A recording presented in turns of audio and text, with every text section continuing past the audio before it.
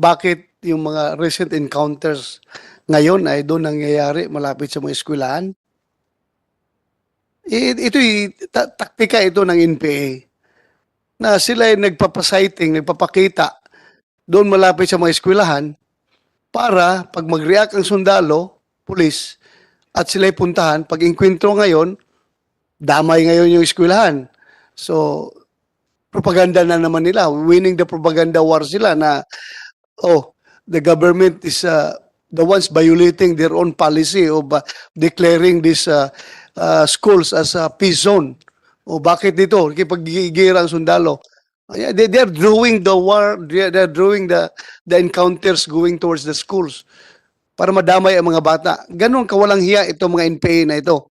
Ganon talaga. Alam nila yung ginagawa nila.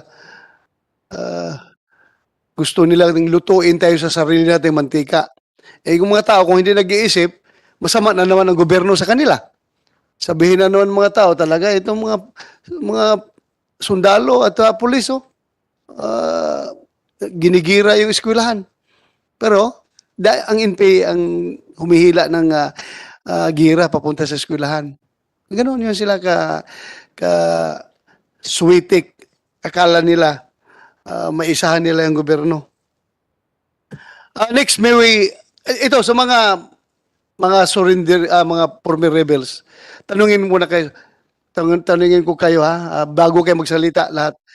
Sino sa inyo pinaka-latest na nag-surrender? Pinaka-latest? Anong taon ka? Nag-surrender?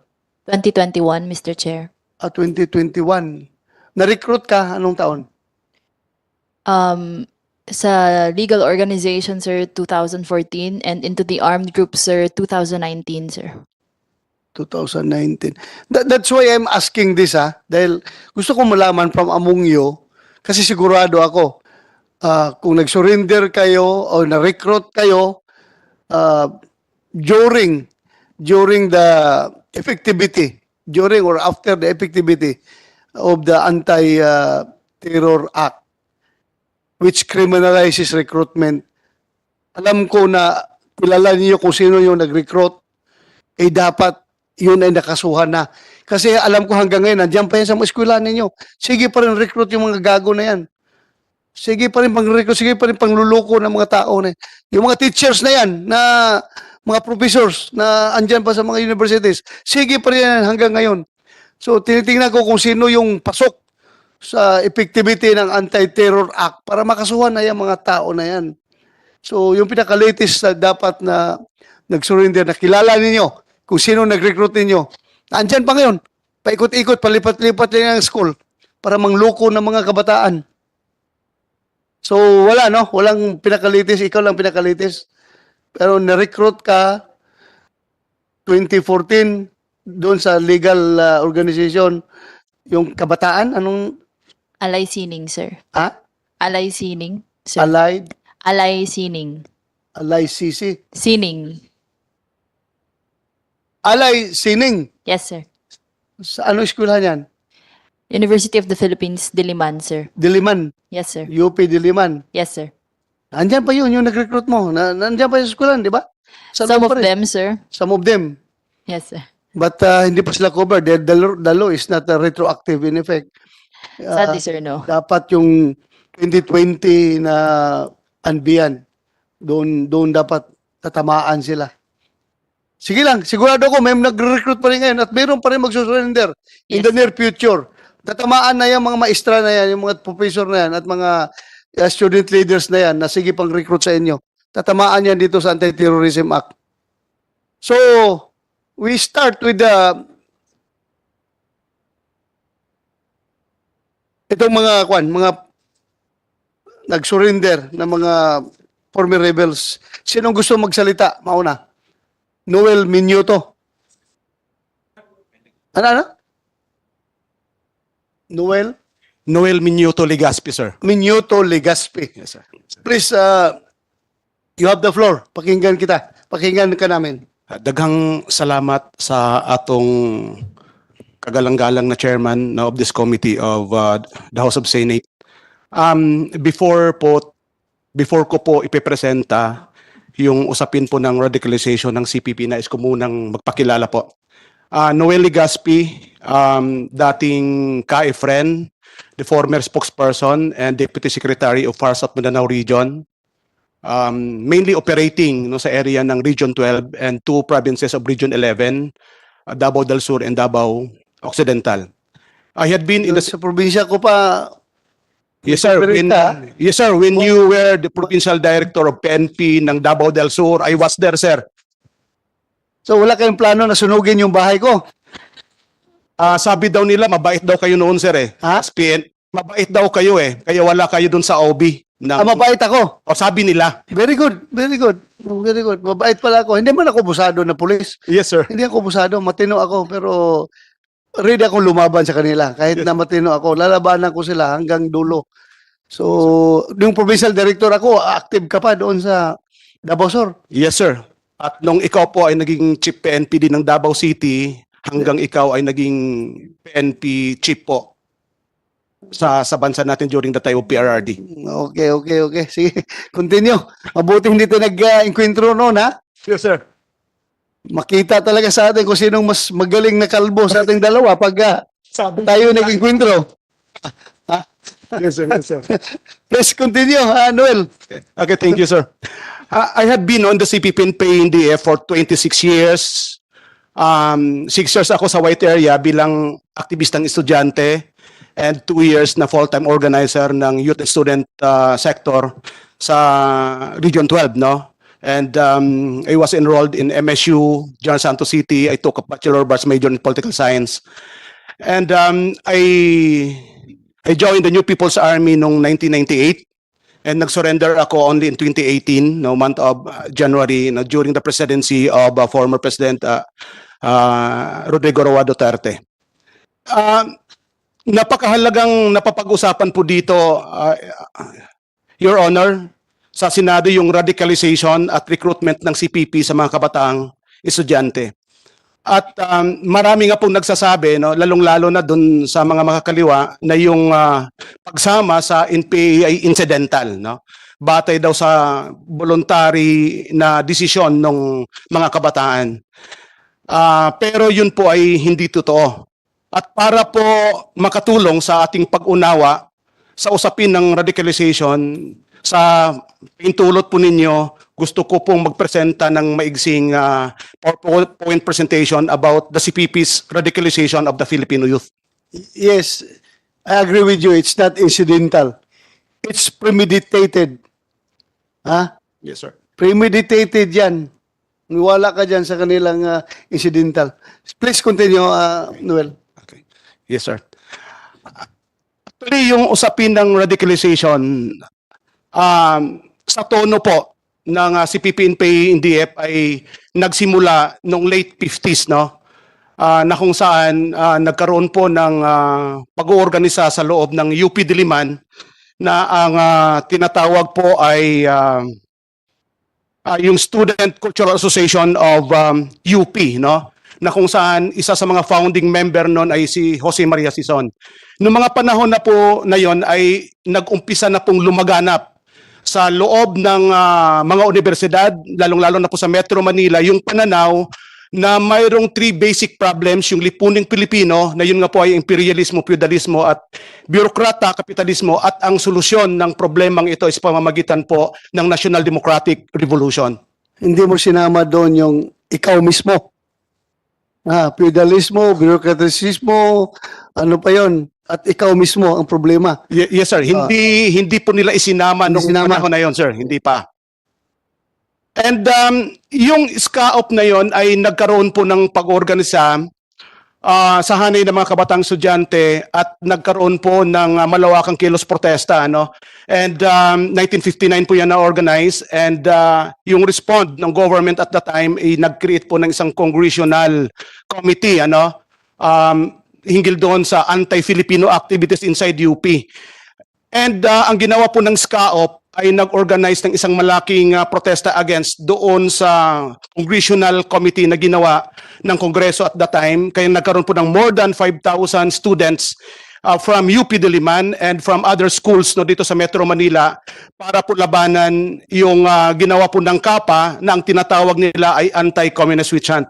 So diyan po nagsimula at yung mga estudyante na membro ng SCAOP na nandyan sa pamamumuno ni Jose Maria Sison, sinasabi na po nila na nag-start na ang second propaganda movement sa bansang Pilipinas at yan ay sa pamumuno nito mga bagong aktivista no na gaya na nabanggit ko sa pamumuno ni Jose Maria Sison. At yung SCAOP na yan ay naging precursor po sa pagkakatatag ng Kabataang Makabayan in 1964.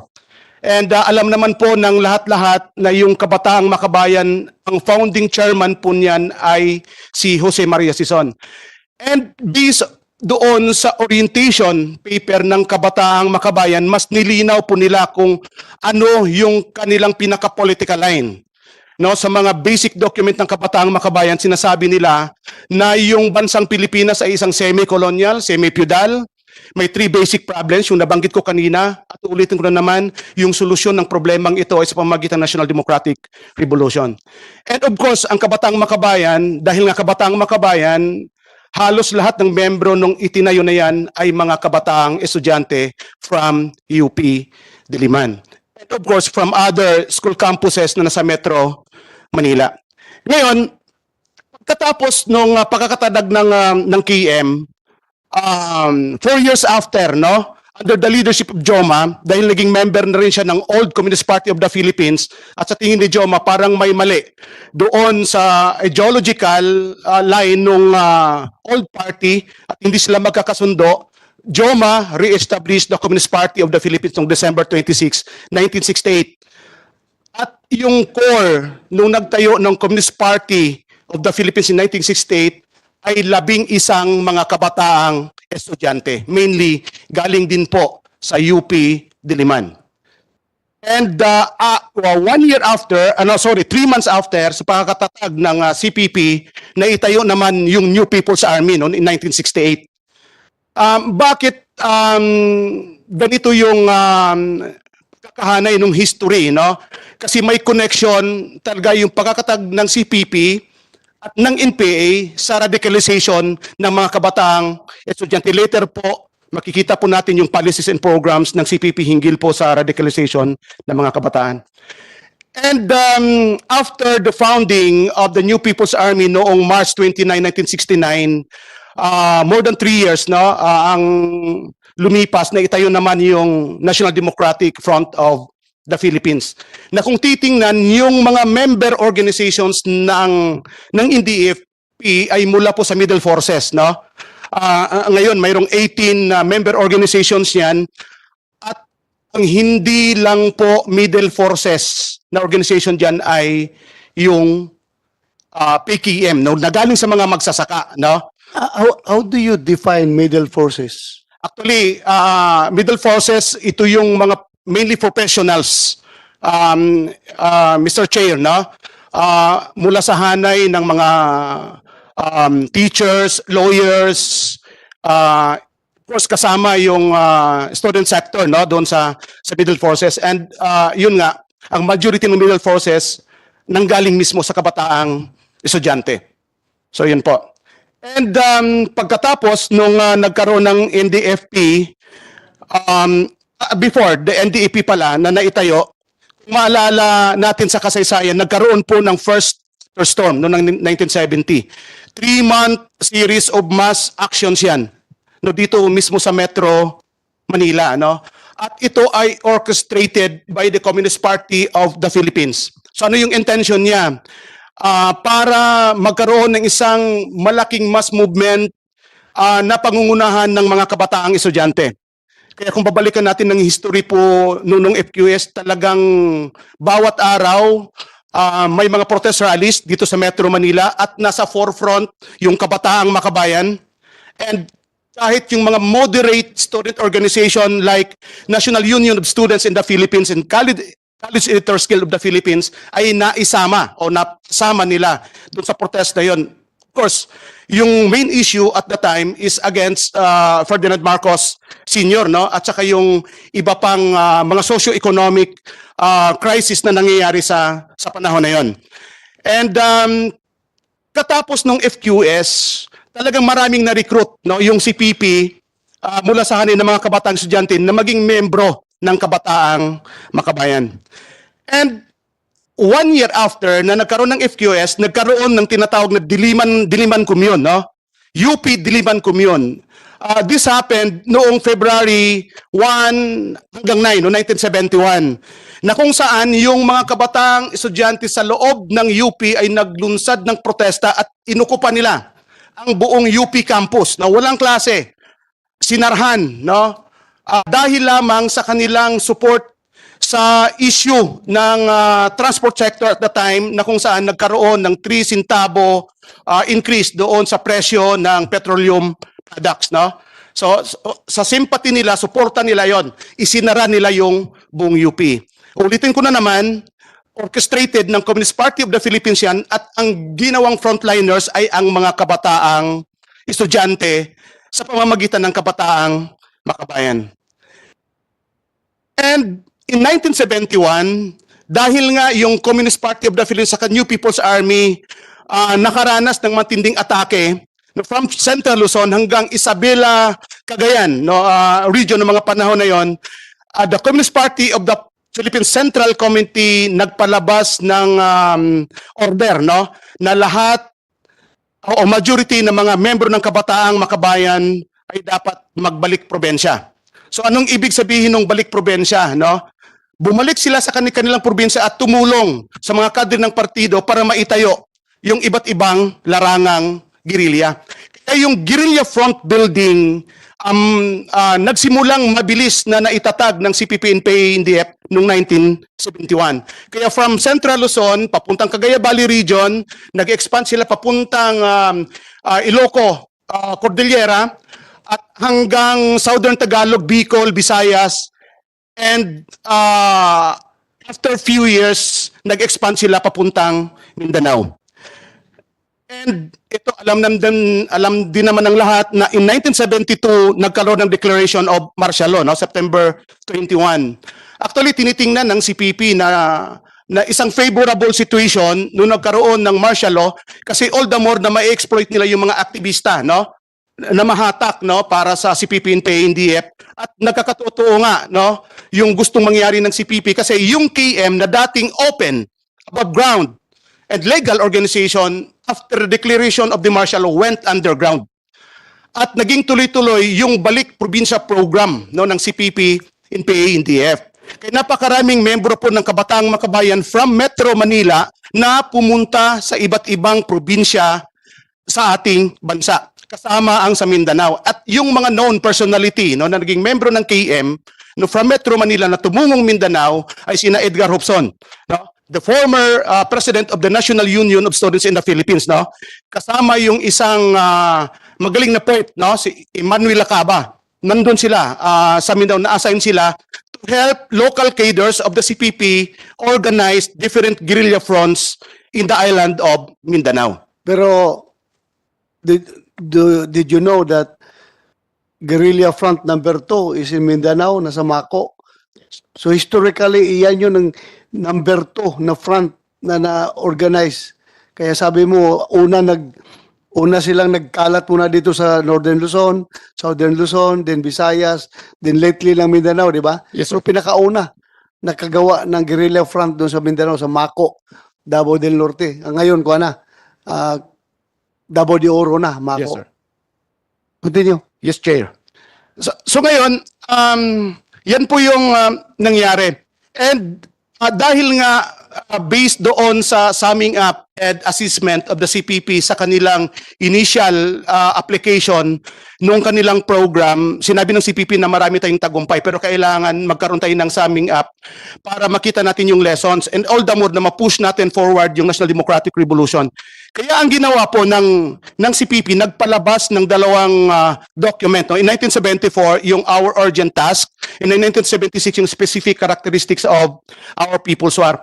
At ang isang laman, provision ng our urgent task, nakikita po natin sa screen, sinasabi po dyan na all our party cadres and members must be well acquainted with the fast-changing economic data in the country as a whole and in the local areas where they are, so that they can give clear substance to their propaganda and agitation. Itong situation na to, iba before the declaration of martial law, no? Pero ito yung mando, no? Ito yung sinabi ng CPP na kailangan na mag-fit in, no, sa bagong sitwasyon yung CPP. So yung anong ginawa nila kasi martial law, no? All dissent, all opposition at the time bawal no? Pero talagang nagpursige yung CPP. Nagsimulang nagkaroon ng isang malaking rally ang mga manggagawa sa La Tondenia na sinundan naman ng malawakang rally ng mga estudyante, no, from different schools in Metro Manila. Using the issue of tuition fee increase, no? That started in 1975, series of actions until 1976. At yung mga malawakang kilos protesta po na yan sa Metro Manila ay nagbunga po ng pagkakatatag ng League of Filipino Students noong September 11, 1977. So kahit martial law, talagang nagigiit sila kasi ang gusto talaga nila yung mga estudyante, ma-radicalize yan and later on ma-recruit para maipadala po sa bundok, para hindi lang para maging fighter, kung hindi magiging kadre no, ng CPP in PA. So yan po, na-organize yung League Filipino Students. And noong 1980, yan po yung kasagsagan talaga ng Marcos dictatorship, ano? Napakaraming different political organizations na sumama sa campaign na yon, no? At nakita ng CPP na ang isang malakas na organization ng mga estudyante ay ang Student Christians Movement, no, in the Philippines. So ang ginawa ng CPP, pinasok, in-infiltrate itong organization na to, na supposed to be religious yan, no? Through the help of the Christian National Liberation, religious organization organized by the Communist Party of the Philippines, ECMP was infiltrated, no, in 1980. Then later on, subjugated, no? Kaya until now, SCMP is being led, no, by the Communist Party of the Philippines, no? Ano meaning? ECM? Student Christians, Student Christians movement of the Philippines, Thank you. Your Honor. And after which, isa-shortcut na lang po natin, maraming nangyari during the time of Marcos, napakaraming estudyante ang sumama, doon na 1986, no, hanggang na-oust De Marcos Sr. and hanggang sa panahon po ni Cory Aquino, no? Kaya nung pagtatapos ng termino ni former President Fidel Ramos, naitayo yung anak bayan. Excuse me, sandali. I would like to acknowledge the presence of Senator Cynthia Villar. Ma'am, thank you for attending this hearing. Salamat, ma'am. Go ahead. Please continue. Thank you, Mr. Chair. And yun nga, 1998, the Anak Bayan was organized. No? Ito ay isang patutuunan naman na yung CPP ay talagang mayroong specific program for the Filipino youth. No? Kasi yung mga previous organizations like LFS, SMP, NUSP, CEGP, school-based yan. Ngayon, ano naman i-organize yung mga kabataan na sa communities? So kaya sinabi ng CPP, okay, let us organize Anak Bayan. Kasi yung Anak Bayan pwedeng sa loob ng paaralan, pwedeng sa mga komunidad, pwedeng sa mga baryo, no, kung saan may concentration ng mga kabataan. Kaya Anak Bayan was founded in 1998. And pagkatapos po niyan, mga ilang taon ang nakalipas, na kung saan yung CPP nag-organize din ng mga party list na organizations and participated in the party list election noong 2001 and naipanalo nila yung Bayan Muna, nakita nila na dapat magkaroon din ng party list, no, for the Filipino youth. So kaya noong 2003, the Communist Party of the Philippines organized Anak ng Bayan, no? And sumama ito noong 2004 party list election, pero hindi sila nanalo. And by 2006, iniba ng CPP yung pangalan ng Anak Bayan, so ginawang Kabataan Party List. Now, in 2007, sumama sa election, that's the first time na nagkaroon sila ng seat sa House of Representative. So, Sinong representative ngayon ng Kabataan Party List? I think it is Honorable Congressman Raul Manuel, Your Honor. Manuel, Ngayon. Hindi, ang tanong niya ngayon. siya. Oh. Okay. So yan po, Thank you. Your Honor. And so yun po yung brief history. Ngayon, papasok po ako doon sa ano yung policies and program, no, for the Filipino youth of the Communist Party of the Philippines. As we all know, yung gaya na nabanggit ko kanina, yung CPP ay mayroong political line, no, National Democratic Revolution. And according to the doctrine ng CPP, hinggil sa usapin ng National Democratic Revolution, may binabanggit kasi silang two forms of struggle, no? The primacy of the armed struggle and secondary yung role ng parliamentary struggle. At mayroon silang, dahil nga may parliamentary struggle, sa ibang termino, mayroon silang white area, no? At doon sa white area, may tinatawag silang white area orientation. So dito sa two forms of struggle, binabanggit po dito, Mr. Chair, na dapat magkaroon ng isang revolutionary underground na at magkaroon ng isang democratic mass movement in the cities. At yung tinatawag na revolutionary underground, that includes the underground movement among youth students, no? And titingnan po natin yung specific na program nila for the Filipino youth. Next slide, please. Sige pa po, isa. Ayan. So dito, binabanggit po na sa our urgent task nila, ang sinasabi po dito, but their children are concentrated in universities and high schools. And here, they are receptive to revolutionary propaganda. The schools, therefore, merit the consensus attention of the party. Pag sinabing party, CPP po yan, these are next in importance to the factories in the urban poor communities. Nasa white area orientation po yan ng CPP, yung sinasabi ng our urgent task. So para sa kanila, talagang target yung different campuses, colleges and universities kasi nandun yung concentration ng mga kabataang estudyante. So yan.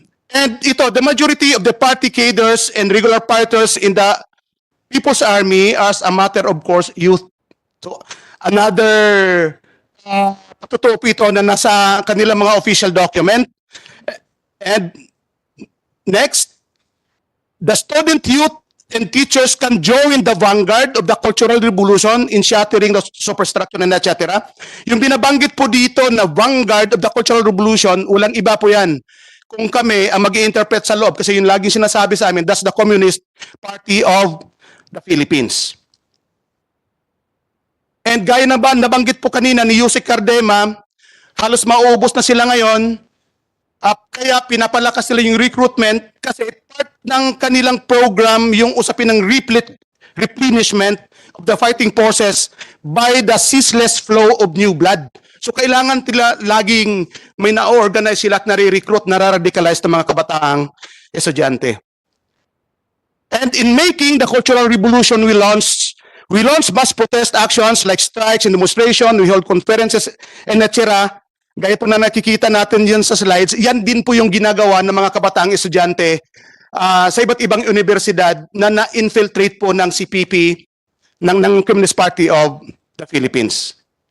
So ayan. Kaya yung sinasabi mo ngayon, it really underscores the importance of stopping the recruitment.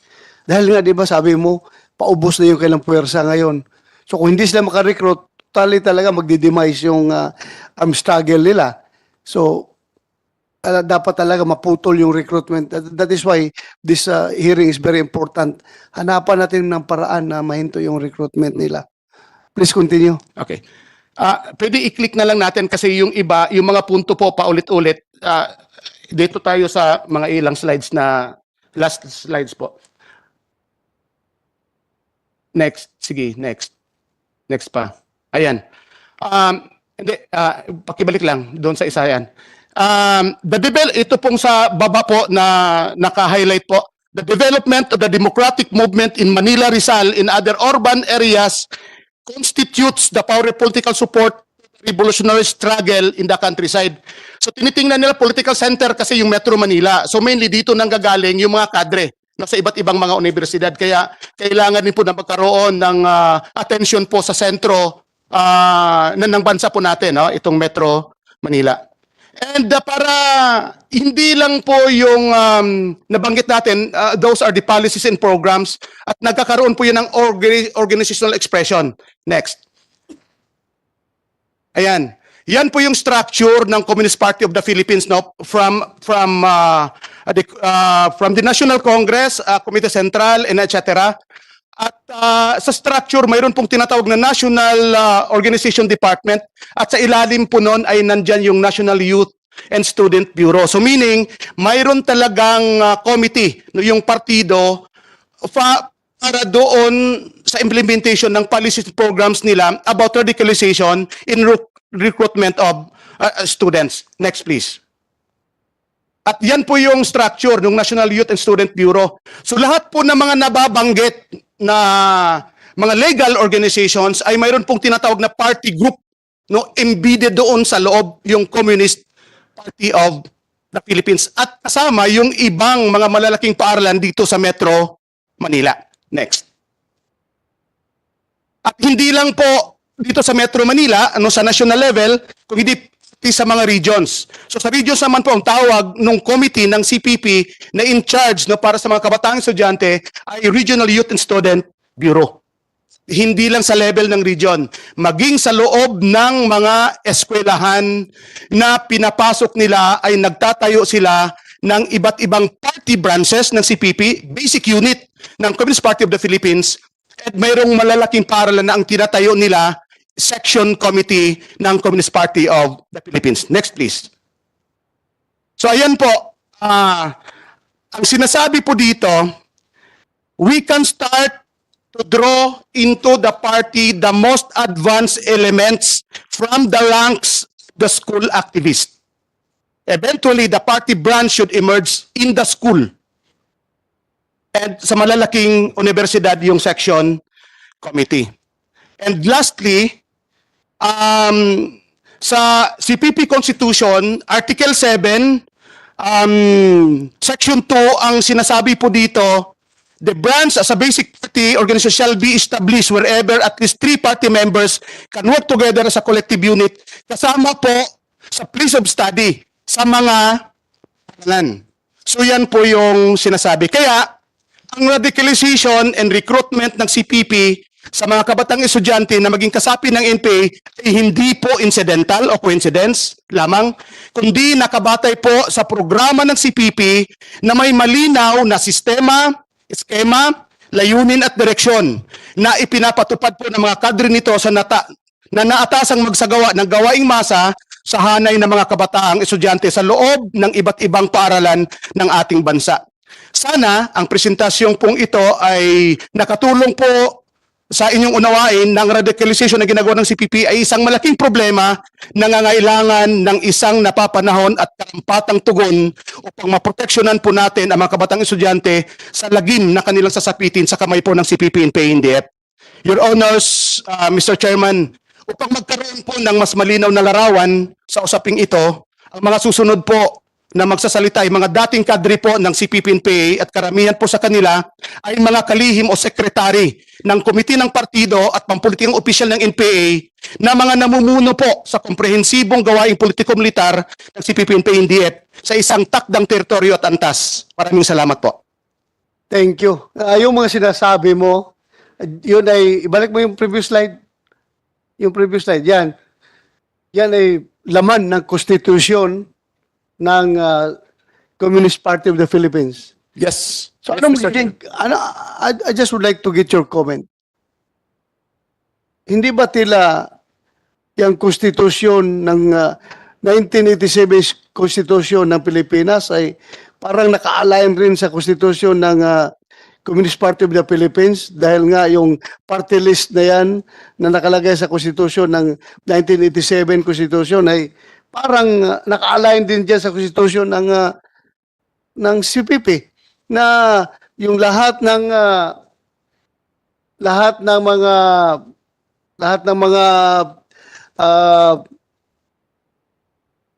sektor, labor, student,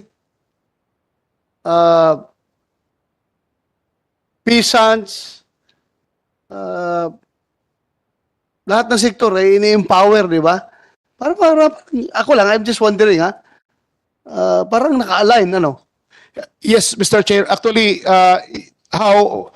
yung Constitution, kung paano po sinulat, kung titingnan po no, from first page hanggang sa last page, halos kapareho lang din po sa pagkakasulat ng 1987 Constitution. Kaya nga, naobserbahan ko, kaya tinanong kita, anong komento mo dyan? So, a lot of things must be done pagdating sa ating konstitusyon. Dahil nga ito talagang party list system. Hindi ko, I don't mean yung party list na mga matitino, yung party list talaga na ginamit ng komunista, ginamit ng National Democratic Front, CPP, NP, NDF, para ma-infiltrate itong mga sectors na ito at ginamit para sila maging legal front ng the armed struggle. Sila nga yung nasa parliamentary struggle, di ba? Nagsusuporta sa armed struggle ng NPA. So napakabigat na problema ito. Ito yung party list na talaga nagamit nila. Nagamit nila ng husto. So sinong next na magsalita?